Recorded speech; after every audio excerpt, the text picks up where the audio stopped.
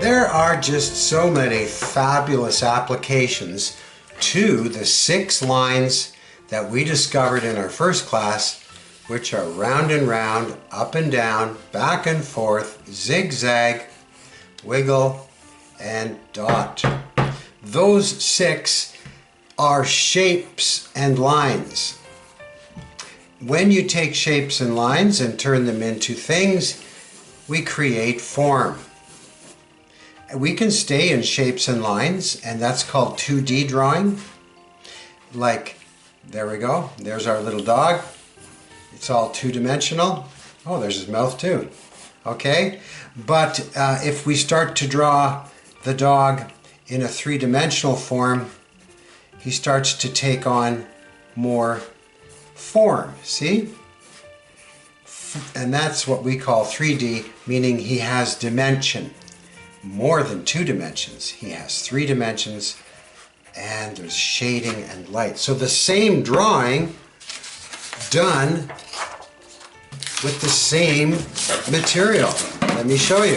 This is so exciting because when you think and see in 3D, there are no barriers and you feel so confident. So here is a 2-dimensional drawing from our first class. We called him Herc. And everything I put in my 2-dimensional drawing, see, let's make it a bear this time. I'm going to keep it a little simpler. I don't want to do the zigzags yet. So here we have our little bear. We'll add a little zigzag for interest. And there we go, Papa Bear. Even though I have shading, I don't have dimension. I got to be careful though, because I'm starting to get some form here.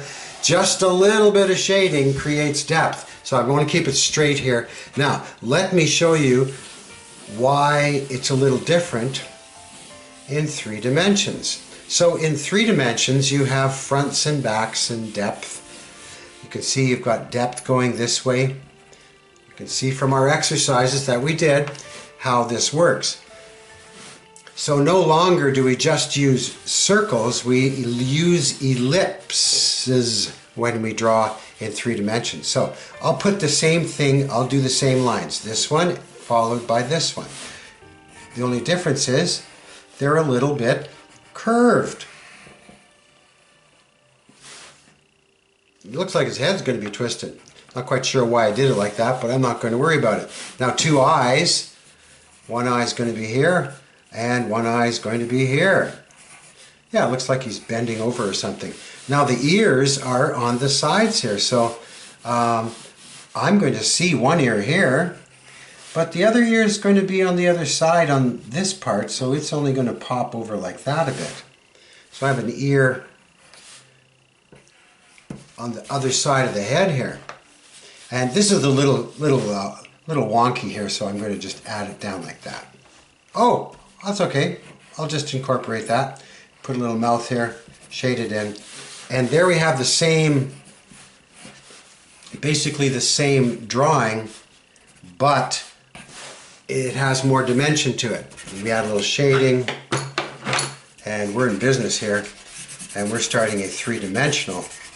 You know, I think I'm going to switch to these. They keep your fingers a lot cleaner. Don't know why I never used them before in classes. One wonderful thing about teaching is you're always going to be learning. Oops, his head came off. Oh well. He's a toy. He's on the end of a pencil. There we go. Little short pencil.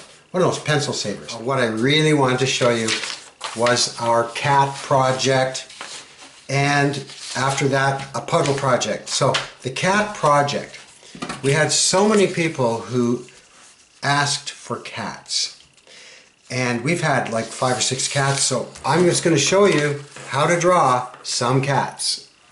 You've got to know a little bit about cats. Either have a picture of cats or have your cat.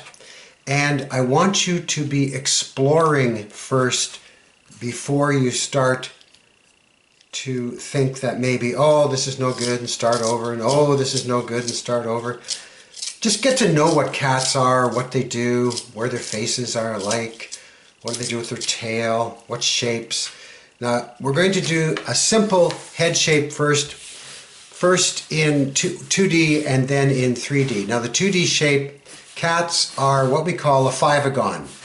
So are pigs and many other animals. Five-agon meaning 1, 2, 3, 4, 5. Shapes are great. You need to know some shapes in order to make form. Three-dimensional forms come from two-dimensional shapes. So the shape here, when we're doing it in 3D, looks like that. Basically everything comes from the circle. That's another beautiful idea. And all circles come from a dot. It's just the first thing that was ever discovered. I believe the Egyptians, or maybe someone even before them. Then you can square the circle. See? So you can do the same thing with a five-agon to get 5, you see. You've got straight up here, 2, 3, 4, 5. Okay, now from there you can add, the simple one is called the J-foot cat, and it just comes down like this, and it's two-dimensional. Very simple, right down the middle.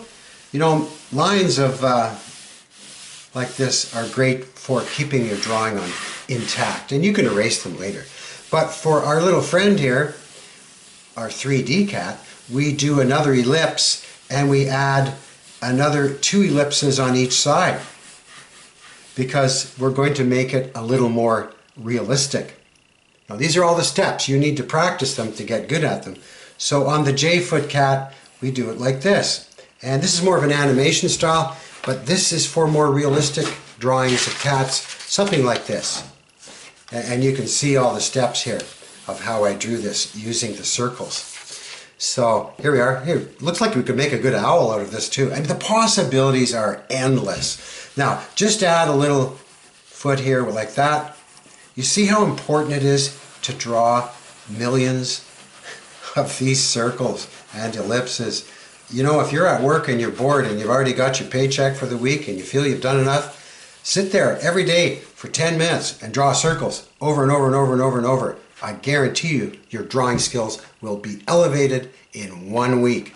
Okay, next, hind legs. On the two-dimensional cat, it's simple and we just go like that.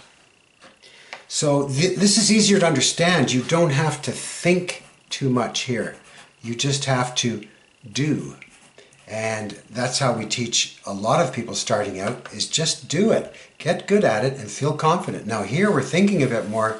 We have another leg that we can't see behind these legs, but there's still a foot there. So I'm sort of drawing things through. This part of the leg is behind this whole part of the body, and these legs are in front of this whole part of the body. So we started with this part of the body, put in these legs, now we've put in these legs. So that's 1, 2, 3 sections. But check out what's happening here. See, the cat has shoulders,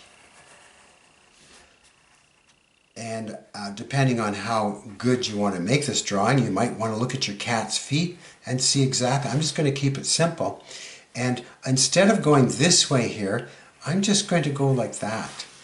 See, I'm going to invert the curve. It's kind of like the yin-yang symbol, you see?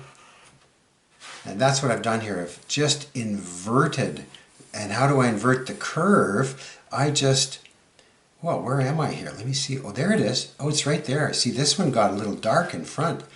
It's right here. Oh, but this one's nice. It's already got these little feet in, and then I invert the curve here. Wow, nice. There's the bottom of the cat. How about a little erasing here just to clean up things?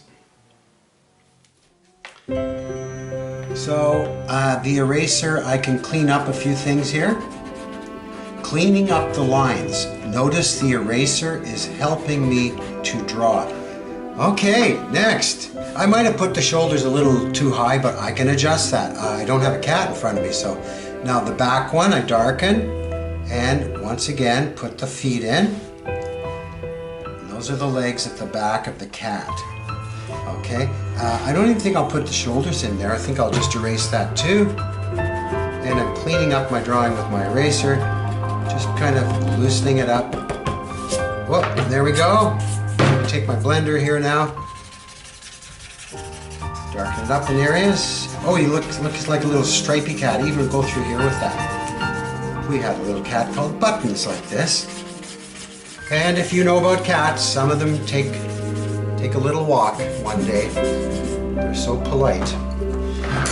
There, now, watch it on the cat's face. Look at the cats. I mean, you can go online and punch in cats on Pinterest and get 1 million cats. Literally 1 million. And they're all different face shapes. But what I like to do is just make a little triangle here on the bottom half. These are called guidelines, and you know, the cats look like they have eyes on an angle, but honestly they don't. They're straight on their face, just like us.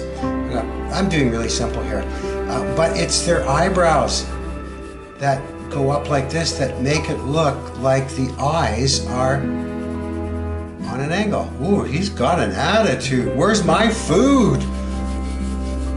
Or maybe if you know anything about cats and you have a dog somewhere. Oh, I'm going pretty fast here. Look, cat dish. Ellipse, ellipse. 2 ellipses, see? One small, one big. Join them up. Cat dish. Okay. Ah, that's good. Okay, there's the cat. There is food there, but she wants her something different. So if I did this again, oh, the ears. Just add them on the side. Not a couple. They've got these all over the place. So I might lower these next time, but you saw how I did it. Now, cats, I've noticed something about cats.